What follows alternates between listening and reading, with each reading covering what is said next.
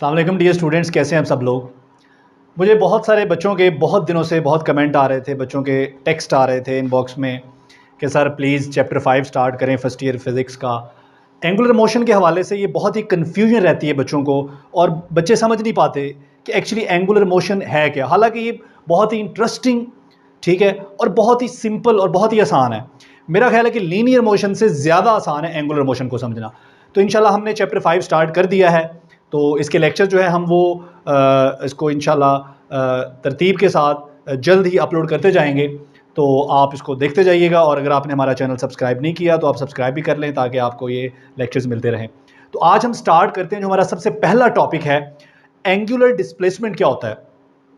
बच्चों, angular displacement को पढ़ने से पहले या एंगुलर मोशन वाला चैप्टर स्टार्ट करने से पहले जो बहुत बड़ा मेगा मिसकंसेप्शन है वो ये है कि हम लोग समझते हैं, बच्चे अक्सर समझते हैं कि एंगुलर मोशन सर्कुलर मोशन को ही कहते हैं, या रोटेशन का मतलब सर्कल में मूव करना ही होता है। तो ऐसा नहीं है। सर्कुलर मोशन में और एंगुलर मोशन में बहुत बहुत बहुत फर्क है। तो आज इंशाल्लाह ये फर्क भी आपको पता चलेगा और साथ में आपको एंगुलर मोशन भी समझ आएगा। तो बच्चों, स्टार्ट हमने लेना है एंगुलर डिस्प्लेसमेंट से। तो बच्चों, एंगुलर डिस्प्लेसमेंट को पढ़ने से पहले ज़रा लीनियर मोशन में हम वापस आ जाते हैं। तो ये मेरे सामने एक एक्स वाई प्लेन है, एक कार्टेशियन कोऑर्डिनेट सिस्टम है जिसके बारे में आपने बहुत ही डिटेल से पिछले चैप्टर्स में पढ़ा हुआ है। बच्चों, ये एक्स एक्सिस है, ये वाई एक्सिस है, और इस प्लेन के अंदर एक पॉइंट है पी। अगर इस पॉइंट की पोजीशन बतानी हो तो हम एक्स कोऑर्डिनेट और वाई कोऑर्डिनेट को यूज़ करते हैं, यानी कि इस पॉइंट का इस प्लेन के अंदर एक्स एक्सिस से कितना फासला है और वाई एक्सिस से कितना फासला है, तो एक्स और वाई कोऑर्डिनेट की मदद से हम इसकी पोजीशन को रिप्रेजेंट करते हैं। तो बच्चों, अगर इसी तरह से यही दूसरी साइड पे आ जाए, अब आ जाए एंगुलर मोशन में। एंगुलर मोशन में या रोटेशन में क्या होता है बच्चों, ये फर्ज कर लें कि हमारे पास एक रॉड है ओपी, ठीक है, और ये रॉड इस तरह से रोटेट कर रहा है। बिल्कुल ऐसे देखें, ये रॉड है और ये यूं करके रोटेट कर रहा है। ये रोटेशन है, ये सर्कल में मूव नहीं कर रहा, ये रोटेट कर रहा है, ये रोटेशन है। तो बच्चों, इसकी पोजीशन अगर बतानी हो इस रॉड की इस प्लेन के अंदर, तो कैसे बताई जा सकती है? बताई जा सकती है with the help of angle subtended by the rod with x axis. तो बच्चों, ये रॉड ओ पी जो है, ये एक्स एक्सिस के साथ कितना एंगल बना रहा है, उस एंगल से हम इसकी एंगुलर पोजीशन बता सकते हैं। तो बच्चों, इस वक्त ये ओ पी है, मैं इसको ओ पी वन कह लेता हूं। तो इस वक्त ये जो OP1 है, इस OP1 की या इस रॉड की जो पोजीशन है, एंगुलर पोजीशन, बच्चों ये क्या थी? सिंपल पोजीशन, और ये क्या है? Angular position. तो इसकी एंगुलर पोजीशन क्या है? θ1। अब फर्ज करें कि ये रोटेट करके आफ्टर सम टाइम t, ये रोटेट करके एक नई पोजीशन पे चला जाता है। तो जब ये नई पोजीशन पे जाता है तो मैं इसको कह देता हूं OP, ये पहले OP1 था, अब इसको मैं कह देता हूं OP2। तो अब इसकी जो नई एंगुलर पोजीशन है बच्चों, वो है θ2। तो यहां से लेकर यहां तक जाने में इसकी एंगुलर पोजीशन में जो चेंज आया है वो चेंज कहलाएगा एंगुलर डिस्प्लेसमेंट। और एंगुलर पोजीशन में चेंज कितना आया है? ये चेंज आया है। पहले ये यहां पे था, अब यहां चला गया, तो इतना एंगल इसने बनाया अपनी पहले वाली पोजीशन के साथ, और ये एंगल क्या है? Del theta. और मैं लिख सकता हूं डेल थीटा को कि डेल थीटा जो है इज इक्वल टू θ2 माइनस θ1। तो बच्चों, ये है हमारा बड़ा ही सिंपल एंगुलर डिस्प्लेसमेंट। अब यहां पर साथ में आपको फर्क बताता चलूं कि एंगुलर मोशन में और सर्कुलर मोशन में क्या फर्क होता है। तो बच्चों, अगर आप इस पूरी रिजिड बॉडी की बात कर रहे हैं, अगर आप इस पूरी लाइन की बात कर रहे हैं, ये एक रिजिड बॉडी है और उस रिजिड बॉडी को मैंने एक लाइन से रिप्रेजेंट किया हुआ है, और वो लाइन है OP1। अगर आप इस पूरी लाइन के मोशन की बात करेंगे तो इस पूरी लाइन का मोशन एंगुलर मोशन है, क्योंकि इस मोशन को हम स्टडी कर रहे हैं with the help of this angle. लेकिन अगर आप ऐसा करें कि आप इस लाइन के ऊपर एक पॉइंट सेलेक्ट कर लें, फर्ज करें कि मैंने ये पॉइंट सेलेक्ट कर लिया, ये जो रेड है, अब इस पॉइंट को विद रिस्पेक्ट टू ओरिजिन नहीं हम देख रहे, बल्कि इस ओरिजिन से इंडिपेंडेंटली ये पॉइंट का मोशन इस ओरिजिन से इंडिपेंडेंट है। अब इसको अगर आप देखें तो जब ये रॉड इस तरह से मूव करेगा, ये जब ये रॉड इस तरह से रोटेट करेगा, तो रॉड रोटेट करेगा, लेकिन रॉड आपका रोटेट करेगा, लेकिन आपका ये जो पार्टिकल है, आपका ये पार्टिकल मूव करेगा एक सर्कुलर पाथ में। आपका ये पार्टिकल मूव कर रहा है एक सर्कुलर पाथ में। हालांकि रॉड क्या कर रहा है?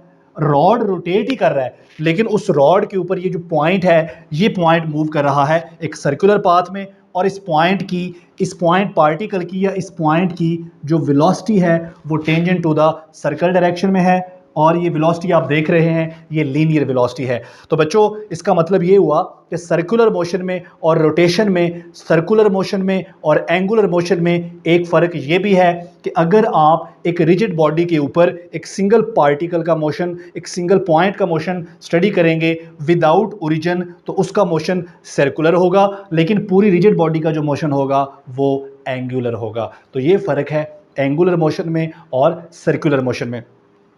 बच्चों अभी वापस आ जाते हैं एंगुलर डिस्प्लेसमेंट पे। तो एंगुलर डिस्प्लेसमेंट जो है ये डेल थीटा है, और आप इसे कह सकते हैं चेंज इन एंगुलर पोजीशन या rate of change of angular position is called angular displacement. इसको मैं कह सकता हूं rate of change of angular position is called angular displacement.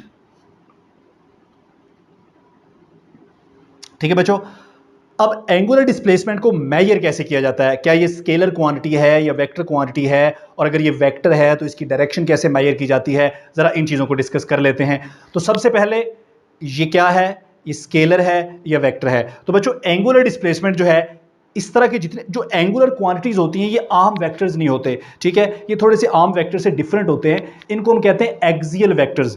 तो एंगुलर मोमेंटम हो या एंगुलर वेलोसिटी हो या एंगुलर डिस्प्लेसमेंट हो या एंगुलर एक्सेलरेशन हो, ये सारे एक्सियल वेक्टर्स हैं। तो इसका मतलब है कि एंगुलर डिस्प्लेसमेंट जो है ये वेक्टर क्वांटिटी है। अगर ये वेक्टर है तो फिर इसकी डायरेक्शन कैसे निकालते हैं? इसकी डायरेक्शन निकालते हैं राइट हैंड रूल से। तो जिस डायरेक्शन में आपकी बॉडी रोटेट कर रही है उस डायरेक्शन में आप अपनी इस पाम को ऐसे रोटेट करें और थंब को बिल्कुल इरेक्ट कर लें, सीधा कर लें। तो ये थंब आपको डायरेक्शन बता रहा है एंगुलर डिस्प्लेसमेंट की। इस डायरेक्शन से ज़्यादा बेहतर है अगर हम इसको कहें सेंस ऑफ रोटेशन। तो एक्चुअली ये डायरेक्शन क्या होती है? ये आम डायरेक्शन जैसी डायरेक्शन नहीं होती, बल्कि ये होती है सेंस ऑफ रोटेशन। तो अगर ये सेंस ऑफ रोटेशन बाहर को है, आउटवर्ड है, तो इसका मतलब है कि आपकी बॉडी एंटी क्लॉकवाइज रोटेट कर रही है। और अगर ये सेंस ऑफ रोटेशन इनवर्ड है, इनटू द पेज है, तो इसका मतलब है कि आपकी बॉडी क्लॉकवाइज मूव कर रही है। ठीक है बच्चों, इसके बाद इसके यूनिट पे आ जाते हैं। तो बच्चों इसका यूनिट है रेडियन। एंगुलर डिस्प्लेसमेंट का जो यूनिट है एसआई यूनिट जो है वो इसका रेडियन है। ठीक है, रेडियन इज एसआई यूनिट। लेकिन इसके अलावा भी इसके यूनिट हैं, रेवोल्यूशन भी इसका यूनिट है, और इसके अलावा डिग्री भी इसका यूनिट है। तो ये यूनिट्स जो हैं आपको एमसीक्यूज में पूछे जा सकते हैं कि एंगुलर डिस्प्लेसमेंट स्केलर है या वेक्टर है, इसका यूनिट क्या है, एसआई यूनिट क्या है।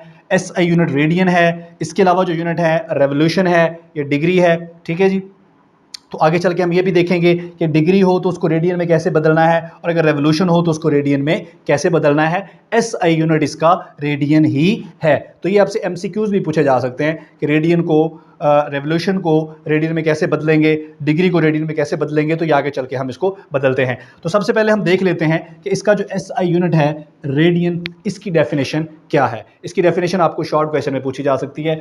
तो बच्चों व्हाट इज रेडियन?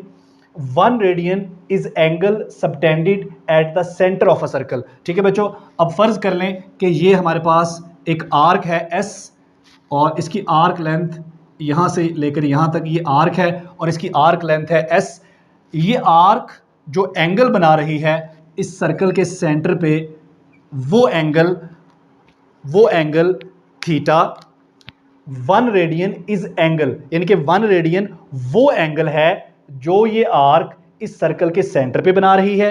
ठीक है, ये 1 रेडियन उस वक्त होगा अगर एस और आर बराबर हों, यानी कि इस आर्क की आर्क लेंथ और ये रेडियस अगर ये दोनों बराबर होंगे तो जितना एंगल यहां पर बन रहा है ये एंगल कहलाएगा 1 रेडियन। तो ये भी आपसे एमसीक्यूज में पूछा जा सकता है। इसके अलावा इसकी डेफिनेशन आपको शॉर्ट क्वेश्चन में आ सकती है। उसके बाद हमारे पास छोटे छोटे प्रूव्स हैं। ठीक है, ये प्रूव भी आपको शॉर्ट क्वेश्चन में आ सकते हैं, एमसीक्यूज में भी आ सकते हैं। सबसे पहला प्रूव है, prove that S is equal to R theta. तो बच्चों इसी डायग्राम को दोबारा से हम देख लेते हैं। एस जो है ये आर्क लेंथ है, आर इस सर्कल का रेडियस है और थीटा ये एंगल है जो ये आर्क सेंटर पे बना रही है। तो वैल्यू ऑफ एंगल थीटा, तो बच्चों इस एंगल थीटा की जो वैल्यू है इस डायग्राम के मुताबिक theta is equal to arc length over radius. Arc length है एस और रेडियस है आर। थीटा हम किस में ले रहे हैं? थीटा हम रेडियन में ले रहे हैं। तो बच्चों आर्क लेंथ को एस से रिप्रेजेंट किया, रेडियस को आर से। यहाँ से अगर आर डिवाइड हो रहा है, आप यहाँ लें मल्टीप्लाई हो जाएगा, S is equal to R theta, जबकि थीटा हम किस में ले रहे हैं? थीटा हम ले रहे हैं रेडियन में। तो ये हमने प्रूव कर दिया S is equal to R theta. इसके अलावा एक और प्रूव है हमारे पास, prove that 1 radian is equal to 57.3 degree. ठीक है बच्चों, तो हमने ये प्रूव करना है, उसके लिए हम दोबारा से ये डायग्राम बना लेते हैं। हमारे पास एक रिजिड बॉडी है जिसको हम एक लाइन से रिप्रेजेंट कर रहे हैं और वो लाइन है OP1। ठीक है बच्चों, कुछ देर बाद ये रिजिड बॉडी मूव करती है और ये लाइन यहाँ चली जाती है, अब ये बन जाती है OP2। ठीक है बच्चों, अगर ये लाइन एक रोटेशन कंप्लीट करे, अगर रिजिड बॉडी एक रोटेशन कंप्लीट करे तो एंगल की शक्ल में एक हमारा जो कंप्लीट रेवोल्यूशन है, 1 complete revolution is equal to 360 degree, और इसे हम कह लेते हैं इक्वेशन 1। अब जैसा हमने पहले कंसिडर किया, आप इस रिजिड बॉडी के ऊपर एक पॉइंट सेलेक्ट कर लें और इस पॉइंट के मोशन को स्टडी करें। बच्चों जब ये पॉइंट एक पूरा चक्कर लगाकर आएगा तो ये कितना फासला तय करेगा? जाहिर बात है जितना सर्कल का सर्कमफेरेंस है। तो इस पॉइंट का एक कंप्लीट चक्कर, एक कंप्लीट रेवोल्यूशन जो है वो इस सर्कल की सर्कमफेरेंस के बराबर होगा। तो 1 complete revolution of this point particle, इस पॉइंट पार्टिकल का एक कंप्लीट रेवोल्यूशन जो है बच्चों वो बराबर होगा 2 पाई रेडियन के। ठीक है, 2 पाई रेडियन। अब 2 पाई रेडियन कैसे हुआ? क्योंकि हमने पढ़ा है कि theta is equal to S over R. बच्चों एक कंप्लीट रेवोल्यूशन जो है वो किसके बराबर है? वो सर्कमफेरेंस के बराबर है। वो कितना होता है? 2 पाई आर, और नीचे भी आर है, जबकि थीटा को हम मेजर किस में कर रहे हैं? थीटा को हम मेजर कर रहे हैं रेडियन में। ठीक है बच्चों, तो ये आर से आर कैंसिल हो गया, तो theta is equal to 2 pi radian. और थीटा हम कितना ले रहे हैं? थीटा हम ले रहे हैं 360 डिग्री। तो इसको मैं कह सकता हूं 1 रेवोल्यूशन जो है वो 2 पाई रेडियन के बराबर भी होती है। तो इसे आप कह लें इक्वेशन 2, इसे कह लें इक्वेशन 1। इन दोनों इक्वेशंस को कंपेयर कर लें तो हमारे पास आ जाएगा 2 pi radian is equal to 360 degree, और यहाँ से 1 रेडियन अगर निकालना हो तो 2 पाई मल्टीप्लाई हो रहा है, ये इधर जाके डिवाइड हो जाएगा। ठीक है बच्चों, इसको डिवाइड कर दें तो हमारे पास आ जाएगा 1 radian is equal to 57.3 degree. तो ये हमने रेडियन और डिग्री में रिलेशन निकाल लिया। क्या रिलेशन है बच्चों? 1 radian is equal to 57.3 degree. इसका मतलब है अगर मुझे यहाँ से डिग्री निकालना हो तो मैं लिख सकता हूँ 1 degree is equal to 1 over 57.3 radian. ठीक है बच्चों, तो इस तरह से आप कन्वर्ट कर सकते हैं। फ़र्ज़ करें कि आपके पास जो एंगुलर डिस्प्लेसमेंट है उसका यूनिट रेडियन नहीं है बल्कि डिग्री है, तो डिग्री से आप रेडियन में कैसे जाएंगे? ये देखें 1 डिग्री जो है वो इतने रेडियन के बराबर होता है। ठीक है बच्चों, तो अगर आपको रेडियन में जाना है और आपको एंगल डिग्री में दिया गया है तो जितने भी डिग्री दिया गया है उसको आप 57.3 से क्या करेंगे? डिवाइड कर देंगे, तो वो किस में चेंज हो जाएगा? वो चेंज हो जाएगा रेडियन में। क्लियर हो गया बच्चों? इसी तरह से अगर आपको रेवोल्यूशन दिया गया हो और उसको रेडियन में चेंज करना हो तो कैसे करेंगे? फॉर एग्जांपल आपको दिया गया है एंगुलर डिस्प्लेसमेंट जो है, फ़र्ज़ करें कि वो आपको कहा गया है कि जी वो 20 रेवोल्यूशन है, इसको डिग्री में चेंज करें तो बच्चों हम क्या करेंगे? ये देखें हमने पीछे प्रूव किया है कि 1 रेवोल्यूशन जो है वो 360 डिग्री के बराबर होता है, या 2 पाई रेडियन के बराबर होता है। तो इसको हम क्या करेंगे? इसको मल्टीप्लाई कर देंगे हम 2 पाई के साथ। ठीक है बच्चों, तो ये किस में चेंज हो जाएगा? ये चेंज हो जाएगा रेडियन में। ये पहले रेवोल्यूशन में था, जब 2 पाई से मल्टीप्लाई करेंगे तो ये आ जाएगा रेडियन में। ठीक है बच्चों, तो इसके साथ ही हमारा लेक्चर कंप्लीट हुआ। ये जो एंड पे हमने प्रूव्स किए हैं, ठीक है, ये प्रूव्स आपको शॉर्ट क्वेश्चन में, मोस्ट प्रोबेबली शॉर्ट क्वेश्चन में आ सकते हैं, लेकिन इसके अलावा MCQs में भी आ सकते हैं। तो अगर कोई बात आपको समझ नहीं आई आप क्वेश्चन करके पूछ सकते हैं। थैंक यू, अल्लाह हाफ़िज़।